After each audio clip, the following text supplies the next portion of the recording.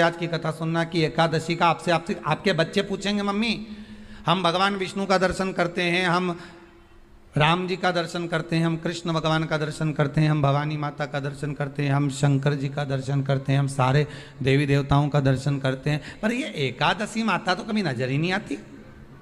पूछेंगे कि नहीं पूछेंगे कि तुम जिस एकादशी का व्रत करते हो इनका जन्म कहां से हुआ, कहां जन्मी थी? एकादशी की जन्मस्थली कहां है? भाई भगवान कृष्ण की जन्मस्थली तो मथुरा है, श्री राम जी महाराज की जन्मस्थली बोल दो जम के अयोध्या है।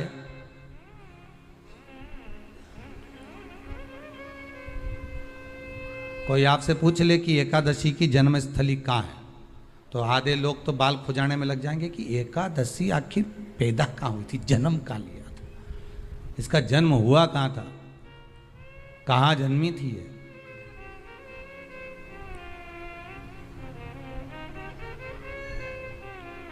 इसका जन्म स्थल है कहां? और अगर मान लो जन्म स्थल एकादशी का है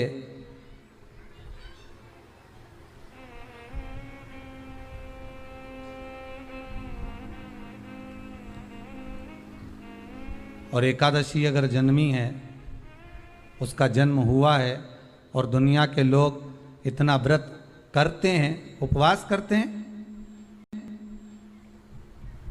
तो फिर इसका जन्म स्थल कहां होगा?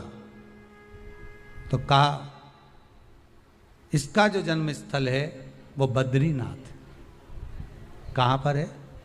बद्रीनाथ। और उस बद्री विशाल में भी एक गुफा जिसका नाम है हेमवती। क्या नाम है? हेमवती। उस गुफा में एकादशी का जन्म स्थल है। बद्री विशाल में हेमवती गुफा जो 12 योजन अंदर प्रवेश करने जितनी है, 12 योजन की गुफा के अंदर, हेमवती के अंदर एकादशी का प्रागट्य हुआ था, एकादशी का जन्म हुआ था।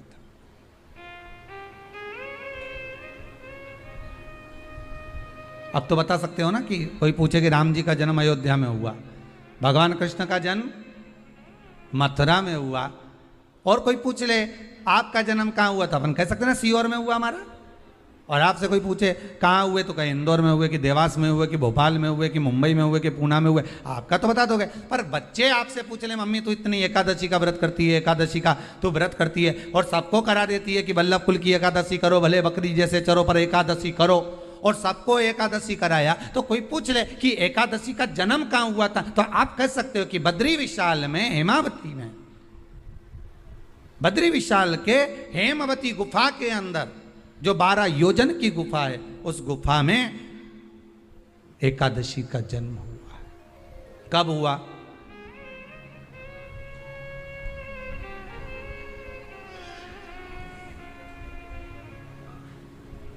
जन्म होने का कारण, राम जी के जन्म होने का कारण था रावण का संग्राम। भगवान कृष्ण के जन्म होने का कारण था कंस का संहार। नरसिंह भगवान के जन्म होने का कारण, प्रकट होने का कारण था हिरण्यकशिपु का संहार। वराह भगवान के प्रकट होने का कारण था कि पृथ्वी को जल पर लाकर ठहराना, हिरण्याक्ष का संहार।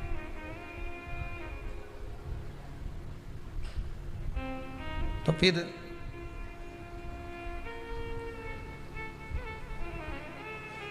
इसके जन्म का कारण क्या है? तो कहा इसके जन्म का केवल एक कारण है। सतयुग में, अब एक और बात का बहुत ध्यान दीजिएगा महाराज, सतयुग एक बार नहीं हुआ कि तुम सोचो कि सतयुग के बाद में द्वापर, त्रेता आ गया, त्रेता के बाद द्वापर आ गया, द्वापर के बाद कलयुग आ। एक सतयुग नहीं है, एक त्रेता नहीं है, एक द्वापर नहीं है, ना जाने कितने कितने सतयुग निकल गए, ना जाने कितने कितने द्वापर, त्रेता, कलयुग, ना जाने कितने निकल गए।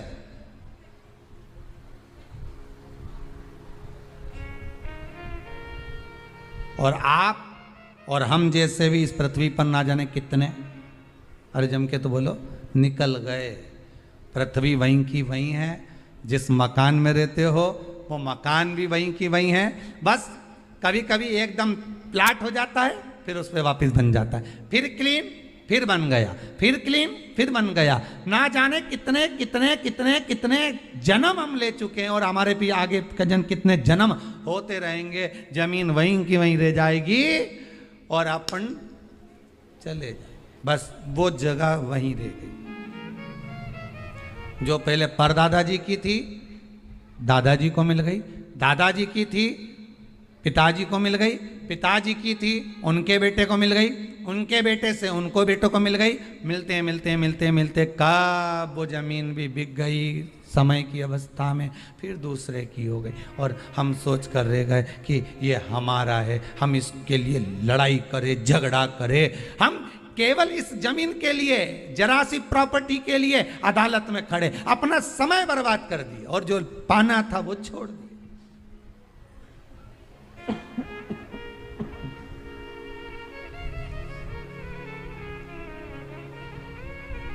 जो पाना था वो छोड़ दिया हमने।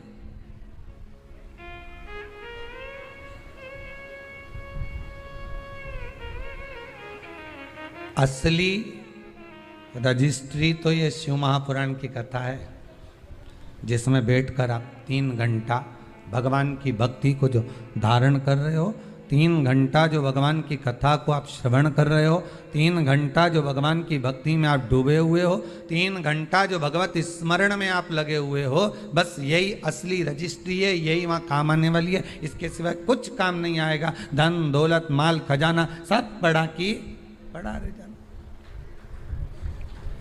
सब धरा की धरा।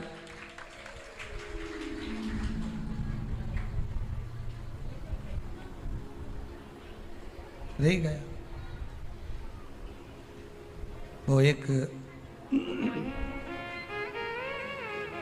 लाइन आप लोग स्मरण करते होंगे,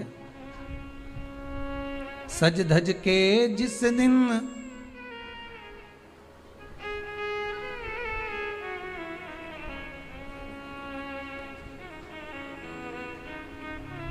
सज धज के जिस दिन मौत की शहजादी आएगी, न सोना काम आएगा न चांदी आएगी। अलमारी में धरा की धरा रह जाएगा, लॉकर में पड़ा की पड़ा रह जाएगा। लॉकर में पड़ा की पड़ा है, अलमारी में धरा की धरा है। कपड़े भी सारे घड़ी बने की बने रहे, कपड़े भी धरे की धरे रह गए और सब पड़ा रह गया। कि छोटा सा तू कितने बड़े अरमान हैं तेरे, मट्टी का तो सोने जैसे मान है तेरे।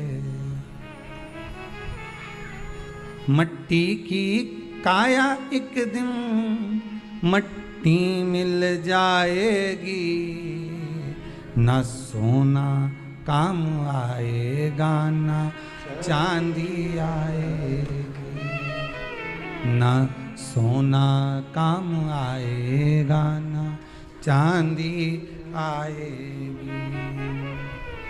सज धज के जिस दिन मौत की शहजादी आएगी, ना सोना काम आएगा ना चांदी आएगी, ना सोना काम आएगा ना चांदी आएगी। सब पड़ा रह जाएगा, धरा की धरा रह जाएगा, सब पड़ा की पड़ा रह गया, जीव चला गया।